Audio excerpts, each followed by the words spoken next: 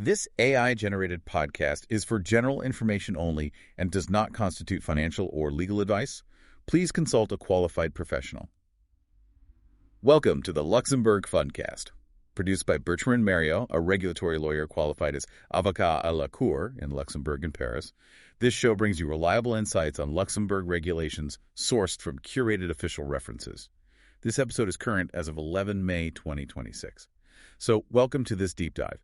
Today we're looking at why anti-money laundering and countering the financing of terrorism, AML CFT governance in Luxembourg has to be a permanent structural pillar of operations. Right. It is definitely not just some passing trend you can ignore. Exactly. And our goal today is to break down how you actually build that proof into your daily workflow. Yeah, and if you are managing operations here in Luxembourg, there are really two practical takeaways you need right up front. Okay, so what is the first one? Well, the first is a strict deadline. You have until 15 July 2026, which is the close of the European AML consultation on business-wide risk assessments. Right, so that is coming up fast. It is. And the second is a core principle. The strongest compliance file flawlessly aligns your risk assessment, your operational monitoring, and your documented evidence. So it is all about that tight alignment. But before we get into the operational details, let us establish the perimeter. When official texts discuss the CSSF perimeter, who exactly falls into that? Well, in this specific context, we are talking about credit institutions, investment funds, and virtual asset providers. Okay, got it. And for Luxembourg fund managers, the summary report RC is really the central component here. Ah, right, the summary report RC.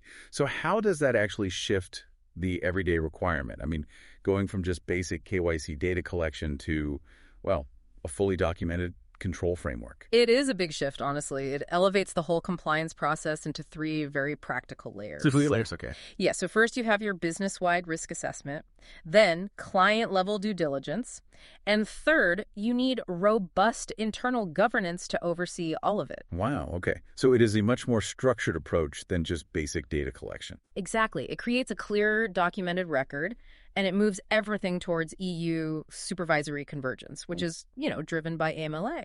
Right. But practically speaking, keeping client relationships commercially workable while maintaining those strict control records, that has to be a challenge. Oh, absolutely. The secret is all in the execution sequence. What do you mean by that? Well, your onboarding packs, beneficial owner checks, and board reporting, they all have to tell one coherent story. So they cannot just be isolated steps. Precisely. Luxembourg decision makers have to clearly evidence their review and acceptance.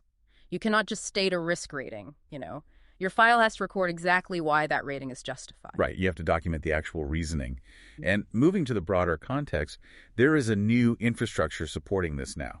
Yes, on 6 May 2026, the Ministry of Justice launched a new national AML CFT portal. Oh, that is the centralizing reference infrastructure, right? Exactly. It makes navigating the rules much more straightforward. And then, just a few days later, on 8 May and 11 May 2026, the CSSF issued generic warnings about identity theft.